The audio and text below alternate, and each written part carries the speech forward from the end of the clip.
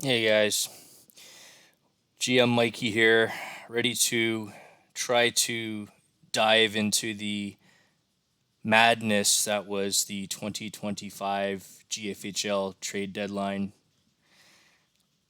I went through all the moves and we had a bit of everything at this deadline, guys. We had some superstar players move, we had some scrubs move, we had a lot of draft picks move, we had a lot of trades. And by my count here, we had 33. This is including all of February. So I'll go to February's transactions here. We had 33 trades involving 33 draft picks. And in those 33 trades, we had 104 players moved. That's just in the trades alone. That's not talking about free agents and waiver claims and releases. So as you can see, if you guys scroll through the page here, as I'm sure a lot of you guys have done, we've got a lot of moves here. It just keeps going and going. So instead of me trying to go through each trade, I could go through each trade and talk a little bit about it, but I mean, that video would be 2-3 hours long. I'm trying to make it relatively compact here. I am going to highlight some of the bigger trades, talk about them, see which teams I think won the trade deadline, which teams lost the trade deadline, which teams had a kind of what the fuck kind of vibe going with their team. I got some notes jotted down here, so you have to bear with me. But as you can see, I've got the league page up. For those who aren't not aware, this is our new website. Okay. If you don't have access to it, or if you have not been on it, if you're on the old site still, please let us know. We'll get you on the new site. These are the updated standings as of Monday night. So we're gonna go talk about some of these teams here in the playoff chase and what they did, and some of the teams that weren't in the playoff chase and what they did. Obviously, we got our current transactions. Looks like Ed redid the draft pick page, which is pretty cool.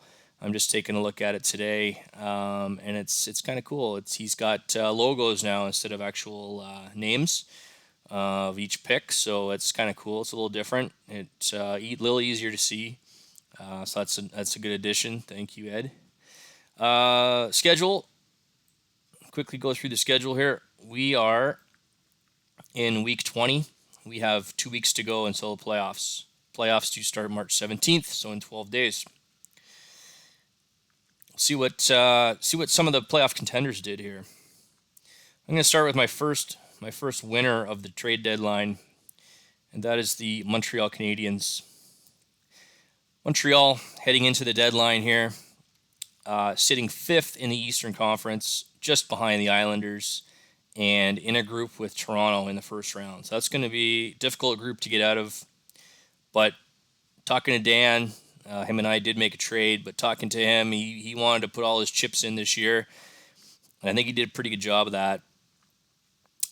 His first trade was to get Karel Vejmelka from the Detroit Red Wings in exchange for Trevor Van Riemsdyk and a 2025 first-round pick. I like that move. Vejmelka is a decent goalie. He's not a goalie that gets a lot of headlines, but he is a goalie that will get you some decent points in this pool. And all it cost him was a marginal defenseman and a late first-round pick. As you can see, in the overall standings, Montreal is sitting 10th. So I think that equates to about a 23rd overall pick right now. So I mean, that's not very high. And in my opinion, this draft is top heavy. I think there's going to be about after the top 5-6 guys, I think it really drops off from there. So giving up a 2025 first round pick isn't that big of a deal. Then he goes and he trades for Dorofiev. He trades Dorofiev, which I mean is kind of crazy when you think about it. Dorofiev, I think, is 24-year-old. having a great year, and his 2026 first round pick and futures for Troy Terry and Valerie Nikushkin. This is the second time Terry's been traded this year.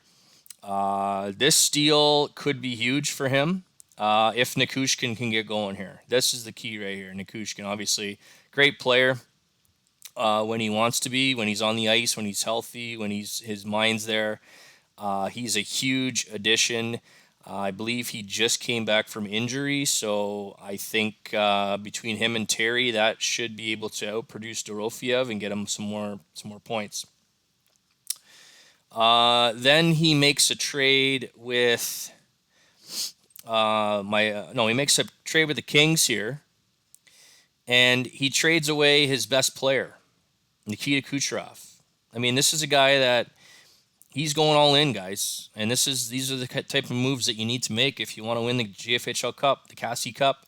Nikita Kucherov, Arvid Soderblom, and Luke Kunin going to the Kings in exchange for Alex DeBrincat, Vincent Trocheck, Jackson Blake, Matt Zuccarello, and he recoups the picks, right? He just traded away both his picks, and then he gets these picks back, 2026 first rounder and a 2025 second rounder from Calgary. So all in all, that's pretty good business there. I mean, he trades away his best player, Kucherov, but he gets a huge return here. DeBrincat, obviously a great player. Trocheck's having a great year. Jackson Blake, good-looking rookie. Zuccarello still productive for a veteran, and he gets 2 picks out of it. That was a huge return. Then he goes and he trades Jackson Blake to myself, the Oilers, and he gives me a 2026 first-round pick for Brad Marchand. Now, I mean, obviously, Marchand's hurt right now. I mean, we're a few days after the deadline, so who knew at the time that he was going to get hurt? He's week to week. I hope he comes back soon. I do. Never want to make a trade where a guy gets hurt and for a lengthy period of time. So I hope Marchand's back sooner rather than later for Dan. Dan gave up fair value, man. I was looking for a couple picks for Marchand. Ended up being Blake in a first. I like Blake. He didn't last very long on Montreal. He was there and then he was gone. So I think that was a fair trade. Hopefully Marchand comes, like I said, comes back soon for him.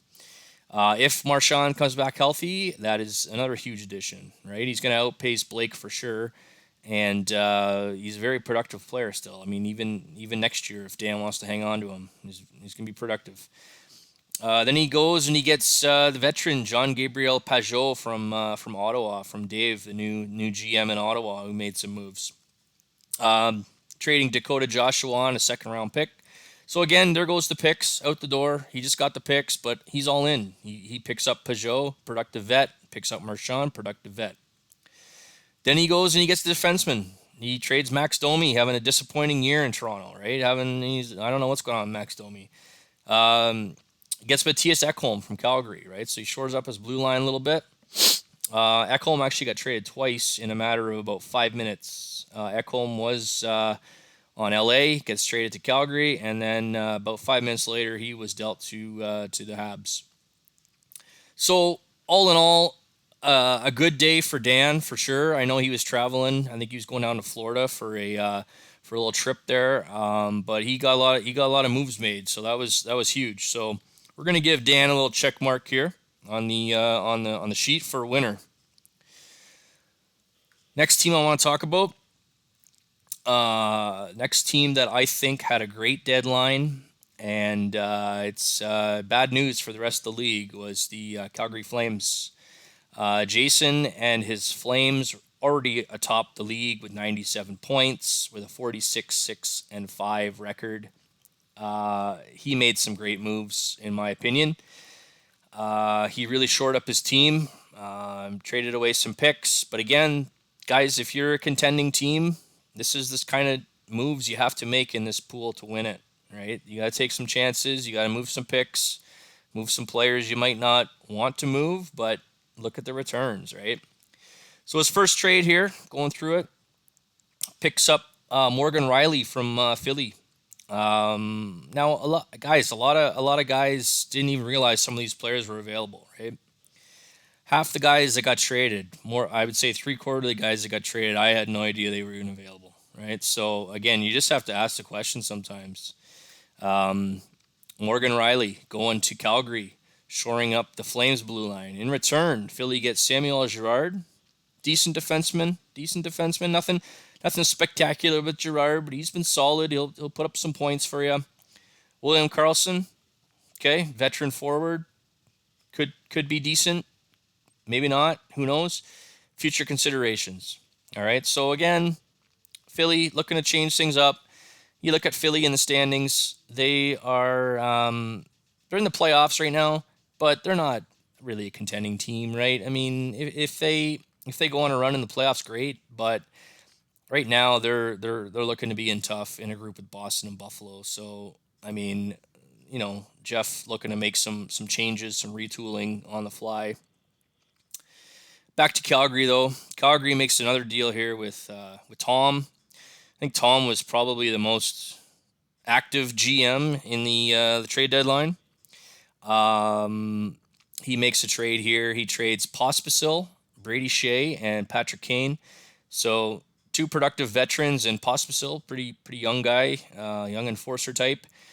In return, he gets a couple younger players here. He gets Nate Danielson, top prospect, Declan Chisholm, defensive player, still young guy, Yanni Neiman, another prospect, and he gets two picks. So obviously, you look at LA. I mean, that was one of the more surprising moves in my opinion was this trade deadline for LA. He is he is the defending Cup champ, and he kind of powered down, right? He's sitting sixth in the West here, but if you look at the teams in front of him, you got some powerhouse teams: Calgary, Nashville, Utah, Minnesota, Edmonton, all ahead of him. And maybe he thought, okay, this isn't my year. I'm going to try to power down a little bit, see what happens. So he ends up trading three productive players to Calgary for a bunch of youth and some picks. And then he made that trade with Montreal as well. So I mean, he's definitely made a bunch of changes for next year probably, and the years ahead. So kind of a little retool on his part. And that was one of the themes of this trade deadline, guys. Was you had some teams buying and selling at the same time, right? LA was buying and selling at the same time. You had teams like Anaheim were buying and selling, right? You had Ottawa made some moves. You had myself, Edmonton. I was buying and selling as well, right? So, um, well, it was one of those weird deadlines, guys, and I have to give you guys a lot of credit. A lot, a lot of time and effort into this league this year, guys, which is great. Obviously, with the amount of trades and moves we saw at the deadline, everybody's into it. Everybody's pumped to be in the league. Everybody's making moves. So good to see, man. It's awesome. I want to thank you guys for that. That was one of the best things that I felt coming out of this deadline was that we got a lot of committed GMs, right? So that's really good moving forward. We have Calgary again making another trade, minor trade here, getting Ekholm like we talked about for from the Kings for a second round pick, and then moving him to Montreal for Max Domi. So he got, maybe Domi gets traded at the real deadline. Maybe he goes somewhere. If maybe he can get back to being a really productive player, who knows? But low risk move there for Jason.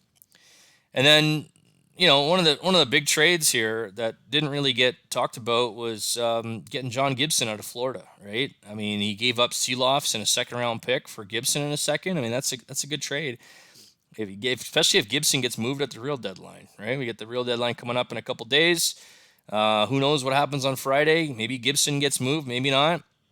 Even if he doesn't get moved, he's still going to share time with Ostel in Anaheim. So I mean, he's going to get his fair share of starts. So good move here for Calgary getting Gibson. And then he ends up making a surprise move here, actually. Didn't think he was going to trade Spencer Knight.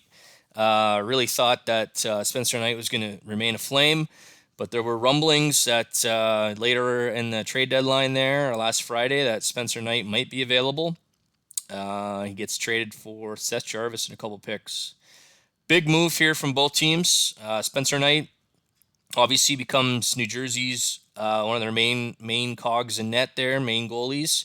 And then Seth Jarvis, obviously a guy that's productive, part of Team Canada, the Four Nations there, and a couple picks going to Calgary. So he shores up his forwards, shores up his defense, and he also shored up his goaltending. So, we're going to give him a check mark too. Winner of the deadline, Calgary Flames. Next team I want to talk about for the winners.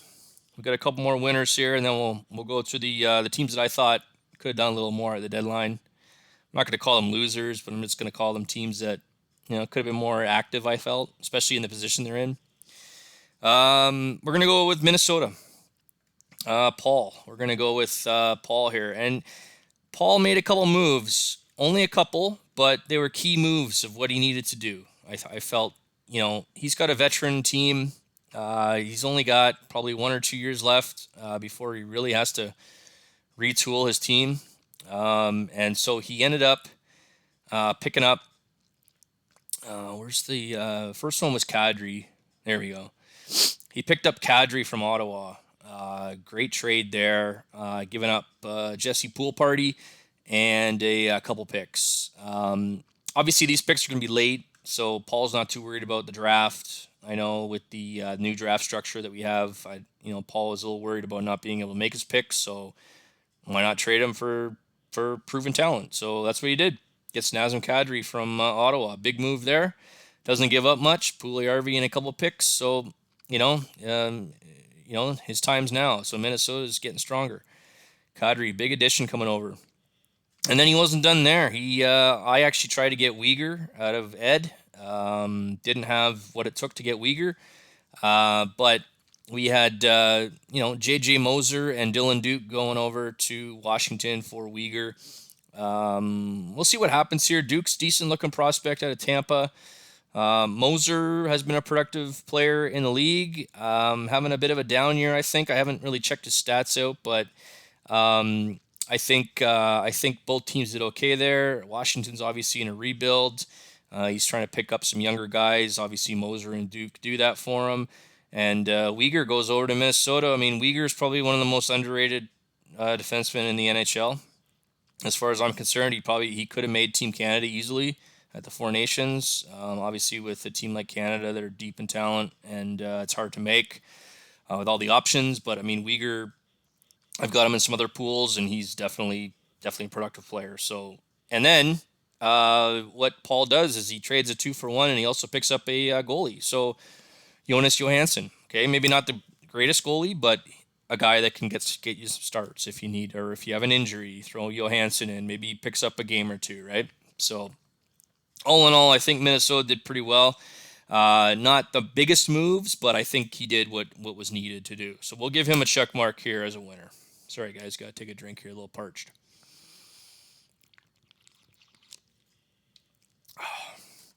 All right. Next team. We got 2 more teams I want to talk about that had some pretty big deadlines, and then we'll go to some other teams here. Next team I want to talk about is the Toronto Maple Leafs. All right, Toronto Maple Leafs, Kevin. Obviously, Kevin's a veteran GM in the league, always active, always looking to make trades to better his team. He's kind of been known as a draft pick hoarder over the years, but the guy makes trades. He makes good trades, and this deadline was more of the same. So, scrolling through here, first trade he made was the Jake Guentzel deal, which I just passed. Just saw it there.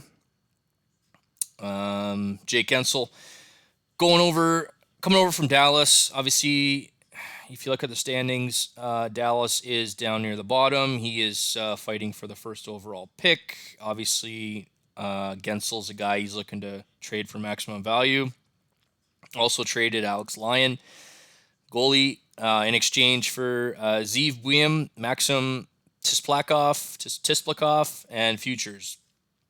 Buium, obviously one of the best prospect defensemen around right now. Had a great World Juniors, just ripping up the NCAA. If you guys follow college hockey, you know how good this guy's been. He might be able to step in on the Minnesota blue line in the NHL next year and be a Calder Trophy candidate. That's how good this guy looks. Uh, Siplikov, he's had a decent rookie season with the Islanders. So, I mean, he's given up some youth, obviously. But again, it's a trade, guys, where if you're a contending team, you're going to have to trade away some of your youth to get some proven talent. Jake Gensel, one of the biggest names that was traded at the deadline here amongst the many superstars that were traded. But adding a player like Gensel obviously is huge. So kudos to Kevin for getting Gensel out of Dallas. Dallas with a decent package in return. Obviously, William was the big win there for Dallas in his rebuild. Next trade we have for the Leafs is the Reinhart deal. Stankoven and Wallstead going to Winnipeg for Reinhart, Aiden Hill, and a 2026 second round pick. I mean, obviously, this is one of those deals where there were some GMs in the league that were not okay with this deal. Obviously, one thing at the deadline that I want to talk about is each GM has different values and different players, right? So if I might think Stankoven is one thing, you guys might think Stankoven's a different thing, right? It's hard to judge some of these trades, right? I mean, give it 2, 3, 4 years down the road, and we'll see what happens here. Stankoven, obviously a proven player in Dallas, having a great season.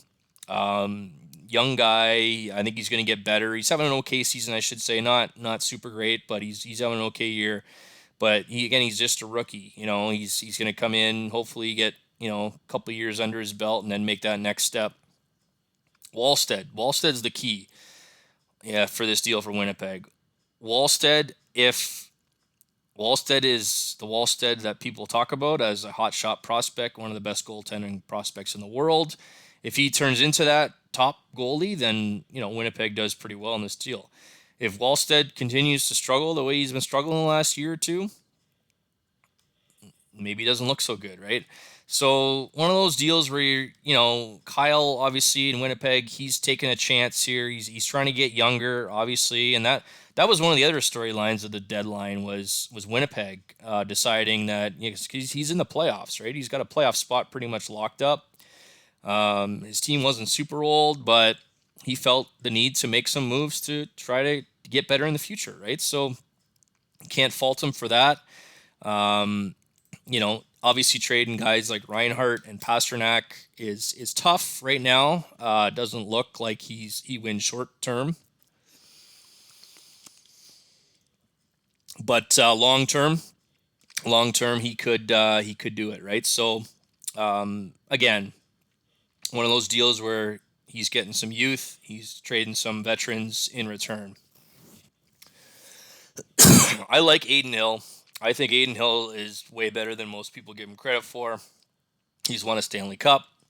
He was part of Team Canada for the Four Nations. I don't know, some guys don't think that highly of him. I think he's a pretty good goalie. His stats in the playoffs have proven it. If you look at his numbers in the playoffs, very impressive performances by Aiden Hill. So again, I think he's got some decent value in our pool. But for Kevin to get Gensel and Reinhart, and then he ended up trading Aiden Hill for Matt Barzal. Those are three big names, right? Gensel, Reinhart, Barzal. That's huge. So we'll go to that trade. Matthew Barzal, Toronto 2025 second rounder, so late pick. And in Minnesota 2025 second rounder. Another late pick going to Toronto for Aiden Hill. Boston 2025 first round pick, so that'll be a late first. Boston's having a good year. And Pittsburgh 2026 second round pick. So we're talking about picks that are later in the rounds, but still depends how you draft, right? So Matthew Barzal coming over, obviously hurt right now. He's got a knee injury. I actually talked to Ottawa about Barzell. I had some discussions with him about Barzell. We never actually ended up doing a trade, but we did have some discussions. I was a little worried about Barzell's injuries, his knee, but I mean he could be back closer to the end of the year. Could provide Toronto with some future value. Obviously, he's a great player when he's on the ice. I can understand why Ottawa made this trade, right? I mean, goalies are harder to get than forwards. A guy like Aiden Hill, again, proven goalie. I think he got some decent value for Barzell. Other GMs, I saw some of the chat that was going on, and oh my God, they get Barzell for that type deal. But I still think Aiden Hill's a good goalie, and goalies are huge.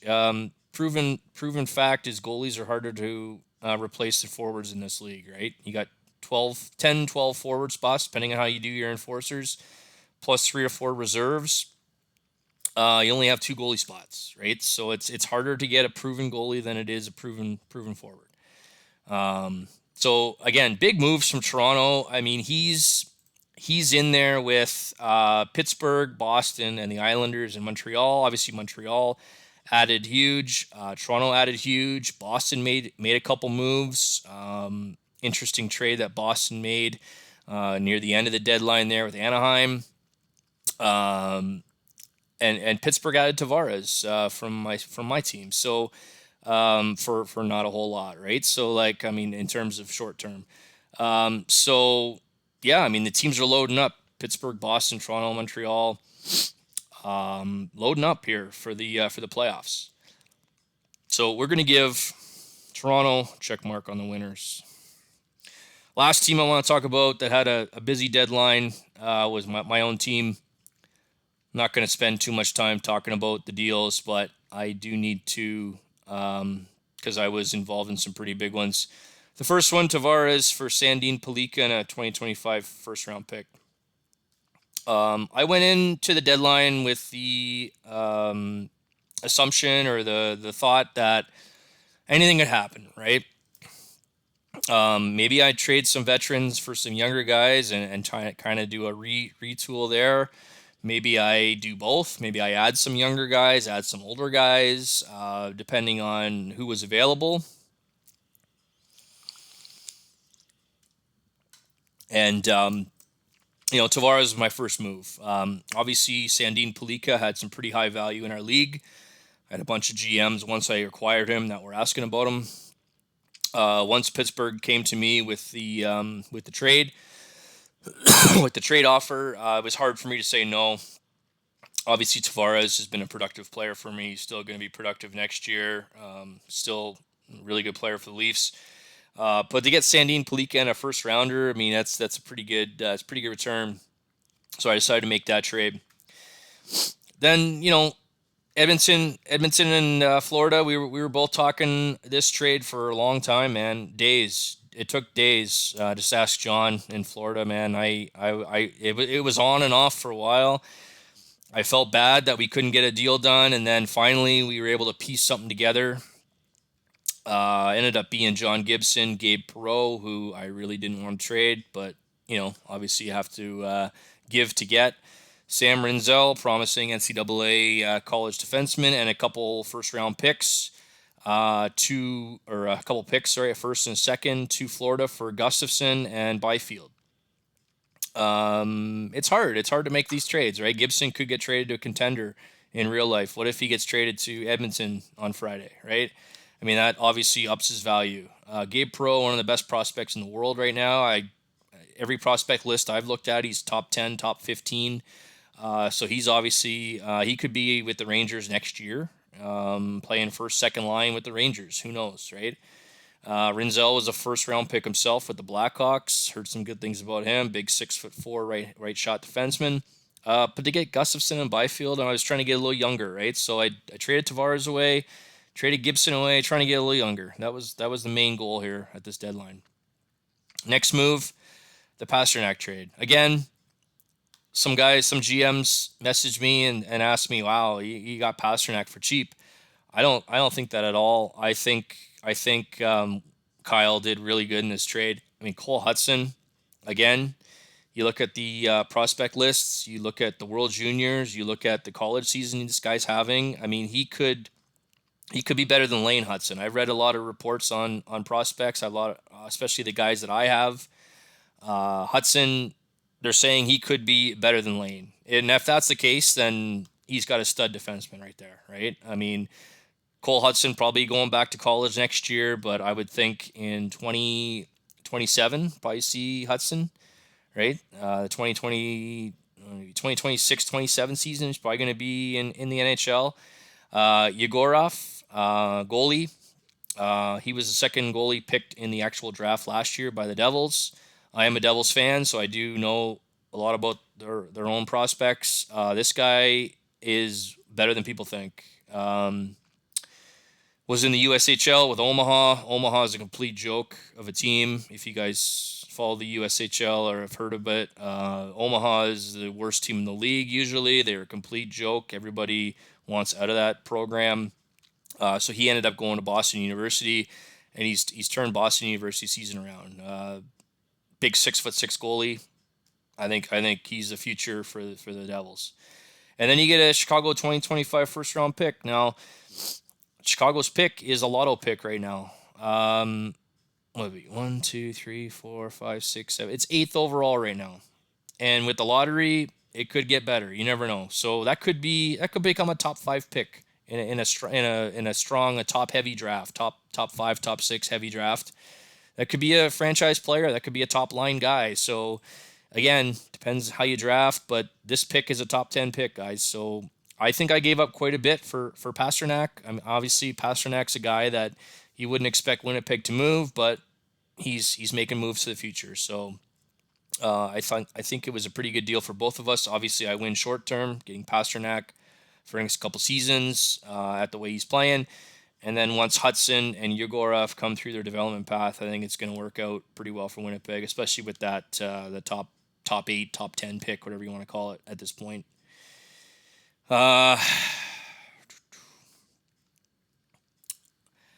Made another trade, obviously the Marchand trade, talked about that, so we're not going to go through that, but gave up Marchand to get a little younger. Obviously got Jackson Blake, so that helped get me get a little younger as well. And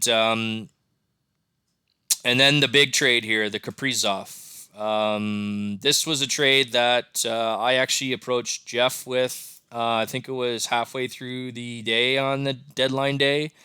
I was at work on my lunch, and I just happened to text him and say, "Hey, is Kaprizov available?" Wasn't too sure if he's going to be available or not. I did message a couple other GMs regarding trading Duchesne. We had some talks, but I decided that this deal basically was made because I could not keep everybody on my team. With the draft coming up in the summer, playoff teams can only protect, was it 17 guys?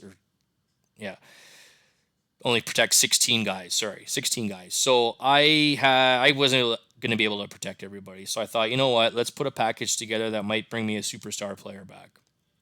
And it so happened that Jeff was looking to make some moves.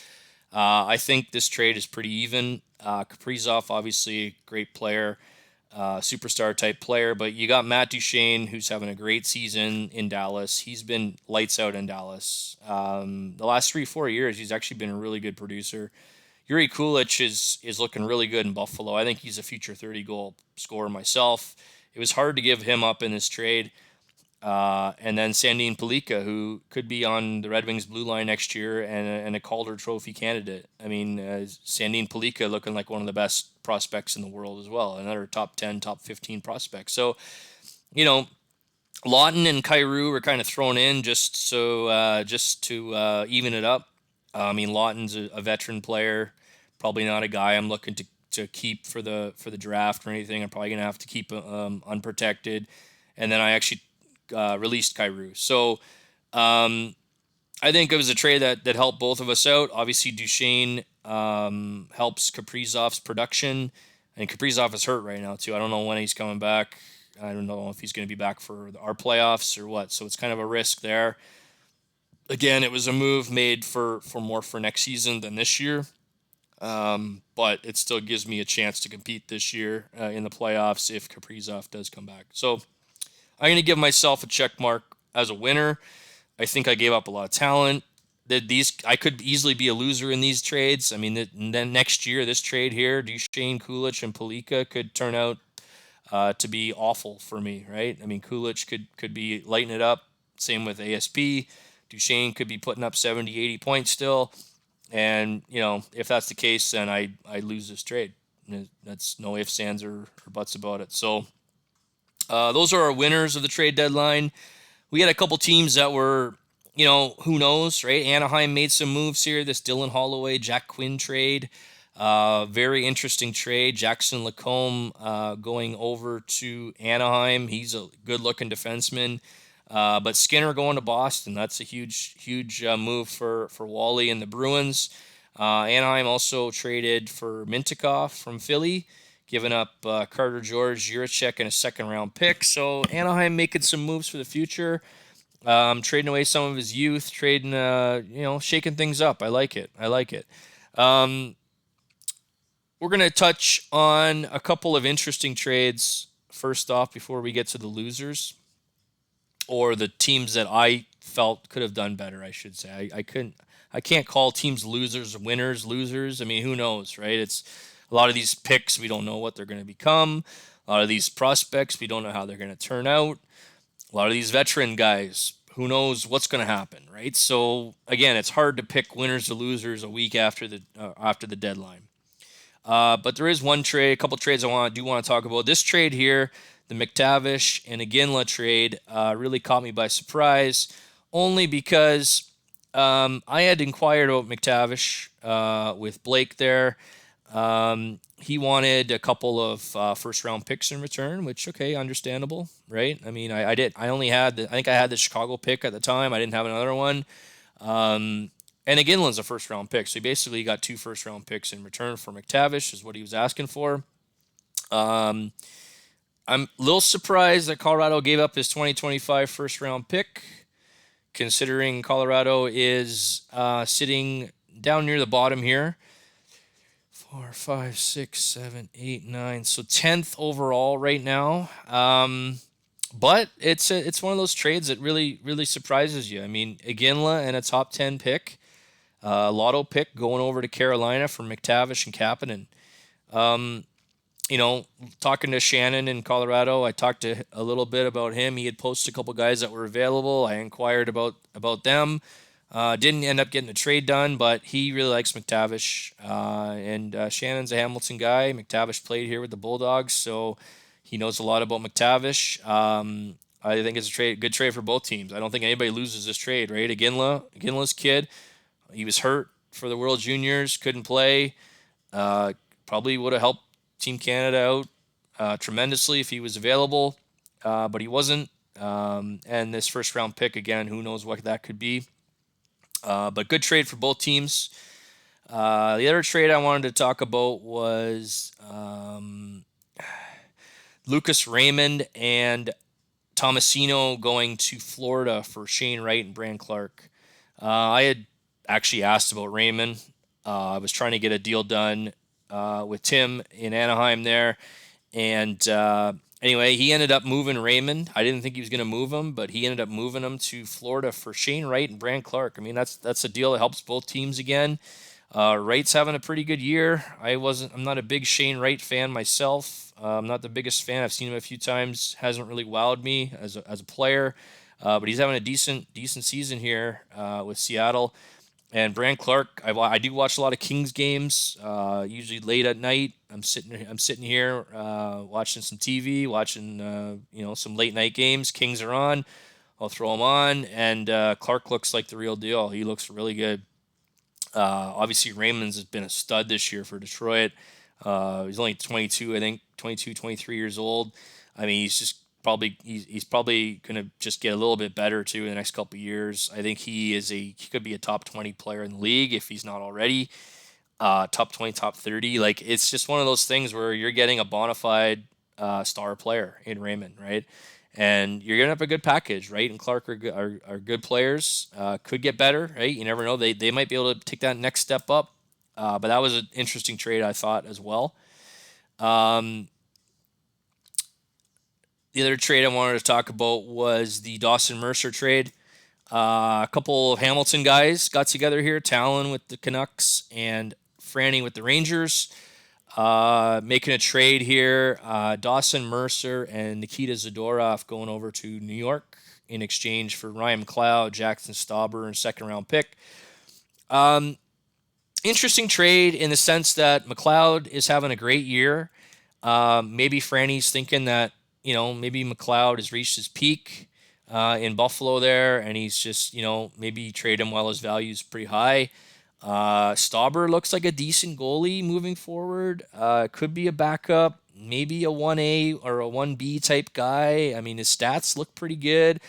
I just don't know if he's going to get the opportunity there. I mean, you're probably going to have one of the goalies in Utah get moved out, but I think Stauber could be a decent goalie. So I can see why it was appealing to Talon. If he thinks McLeod's getting better, then that's obviously a good piece to get. And Stauber's a goalie that could put up some points. In return, he gives up Dawson Mercer. Mercer's been moved around a couple times. I had him for a while. I think I traded him to Talon. Talon's now traded him to Franny. So Mercer's been moved around Hamilton a little bit here. We're all Hamilton guys. But, I mean, I'm a Devils fan. I was really high on Mercer when he came up. He looked really good. Had a great rookie season. And then he's kind of, last couple of years, he's just kind of been okay, steady, I think GMs are expecting more out of him.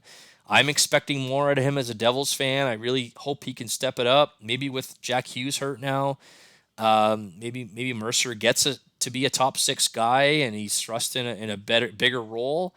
And Zadorov, I mean, I had Zadorov last year. He was not putting up the PIMs like he's doing this year. He goes to Boston and he's now like super enforcer. So obviously getting him on New York's a good move, especially since Franny can probably keep him for next year. He's probably got the room to keep a guy like Zadorov, or some other contending teams may not be able to keep him. So good move for both teams, I thought. We'll see how it plays out.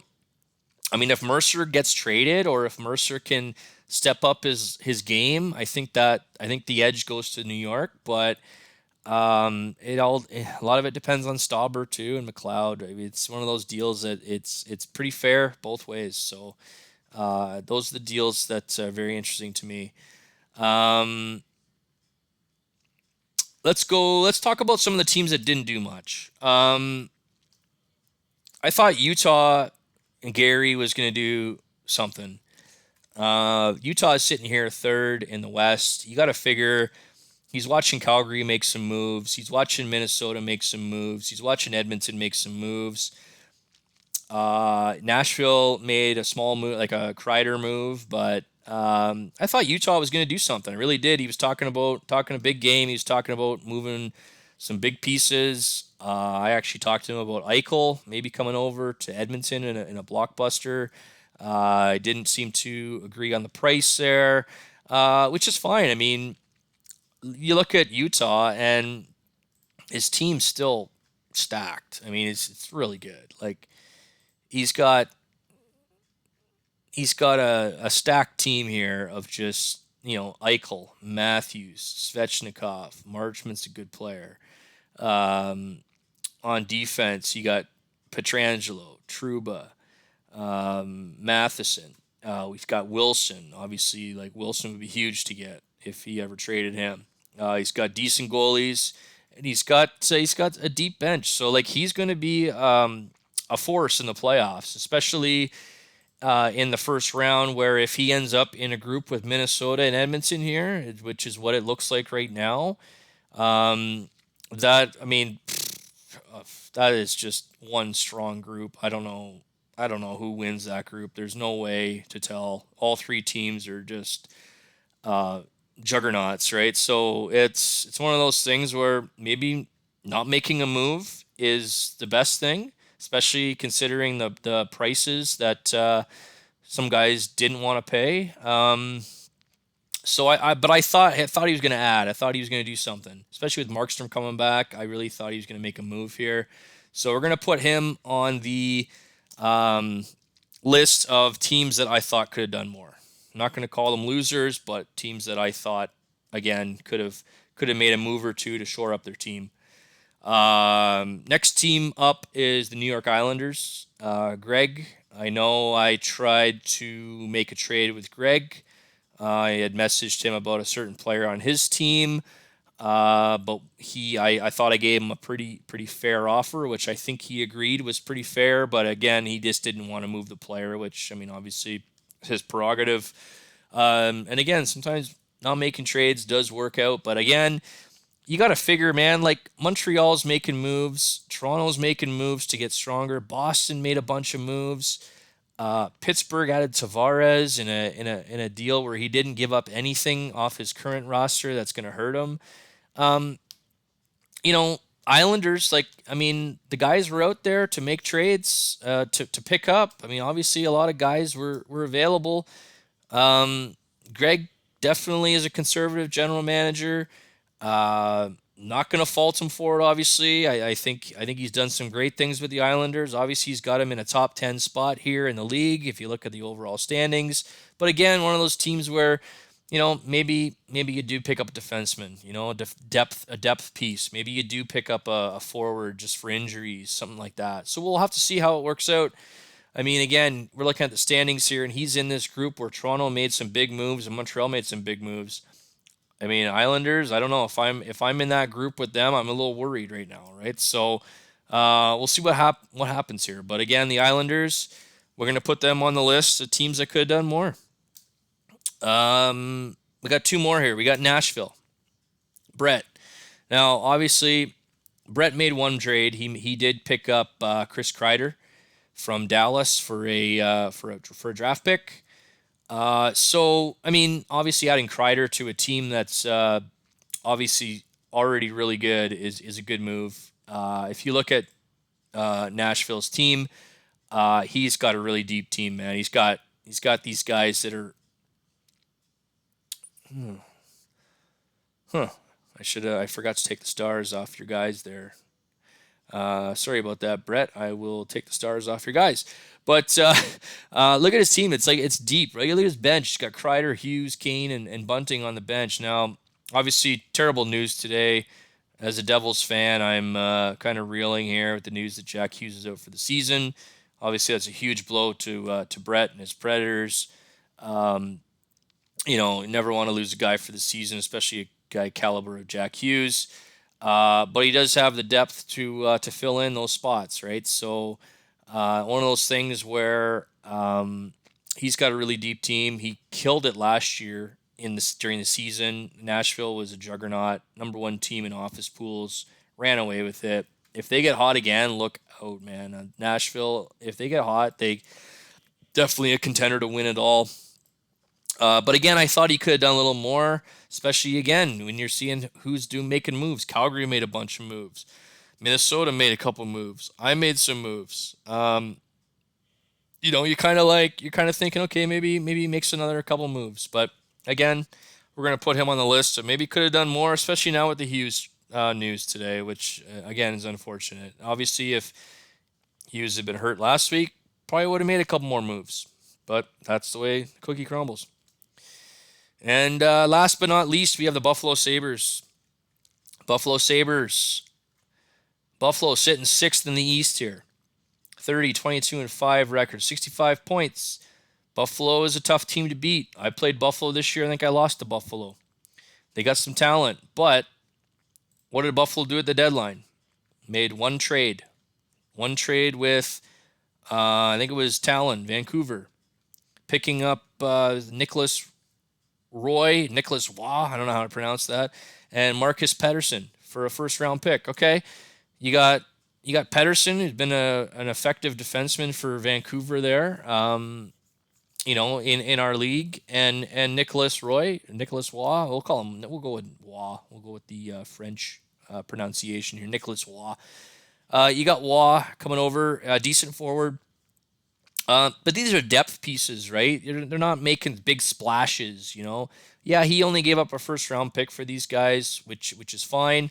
I'm not knocking him for the value. I'm just knocking. I'm just saying, not knocking, but I'm saying that he probably could have done more, right? And if we're going to talk about winners and losers and guys at the deadline, then we got to talk about the teams that didn't do much. So again, Buffalo probably could have done a little more, especially given they are a step below the Montreals, the Islanders, Toronto's, Boston's, Pittsburgh's in division or in the conference, and they're going to probably play Philly in the first round or one of these other teams, Detroit, New Jersey, or and then Boston's probably going to be there, or Toronto could move up. So if it's Toronto, don't really see how Buffalo's going to beat Toronto in the first round, but stranger things have happened.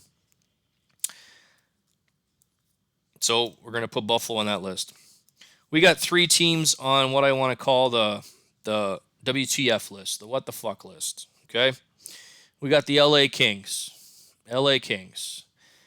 I mean, Tom, the defending champ, blew up his team. If you look at his team now, he's got a lot of younger players. Could be good for the future. You never know. But some of these trades just blew my mind, man. Like the Kucherov trade, the trade with Calgary, where he gave him three solid guys for a bunch of youth and picks. Did not expect LA to retool like that. I thought LA was actually going to try to add, even though he did say he was going to retool a bit. I really thought he was going to try to defend his title, but it looks like he's kind of given up on the season here. Especially this Kucherov trade, man. That's a big trade to make. You're giving up some big pieces there. Understand that Kucherov is one of the best players in the world, so obviously you're gonna have to give up a lot for him. But again, you're looking at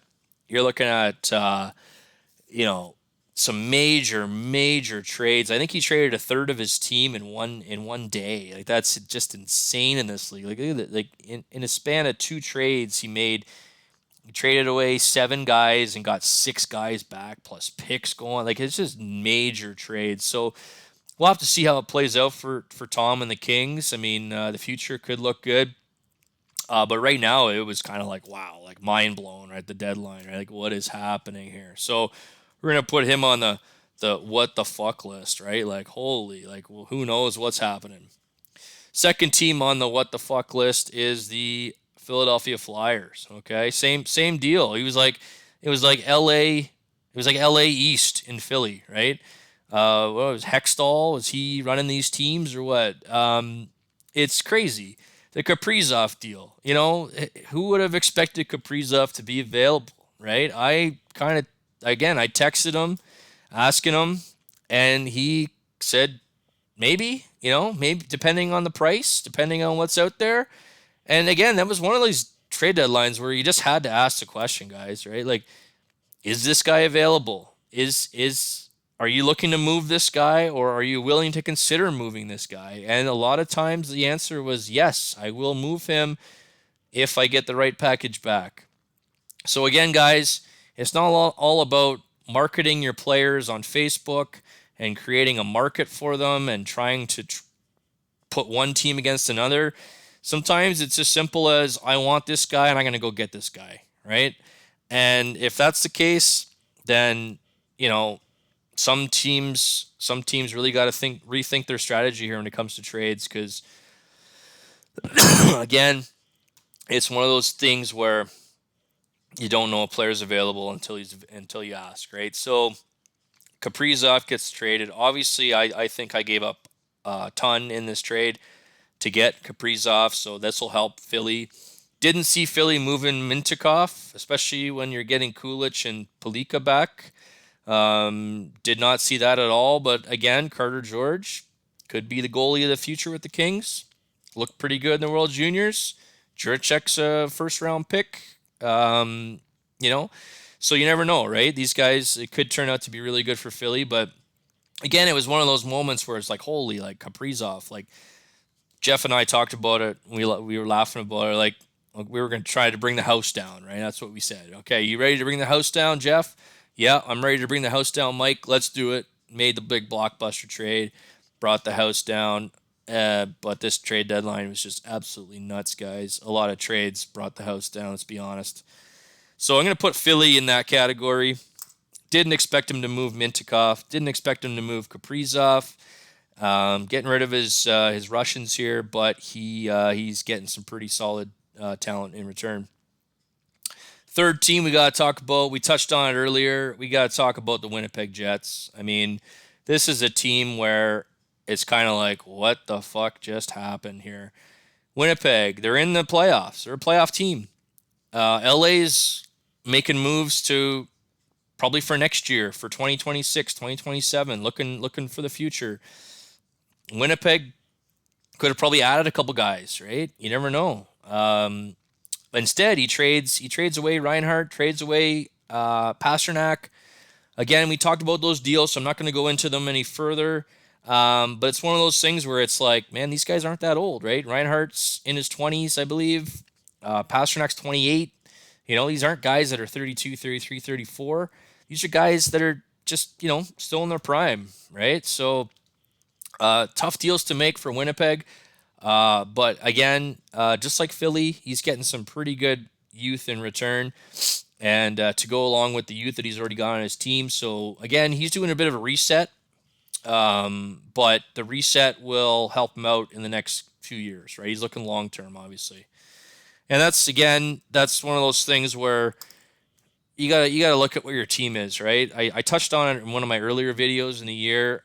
Some of these teams in the middle, I'm gonna call St. Louis out too. I don't know what's going on with St. Louis. He made no moves. He's fighting for the playoffs here. Is he going for the playoffs? Is he not going for the playoffs? What direction is St. Louis going in? I don't know. Columbus, Gin. What direction is he? He's looking to trade Carlson. He said it right at the. I thought Carlson was getting moved.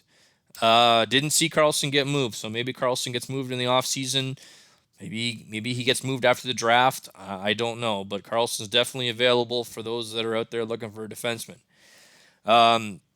New Jersey made some good moves. Getting Spencer Knight, that's huge. I think New Jersey is a team on the rise. I really do.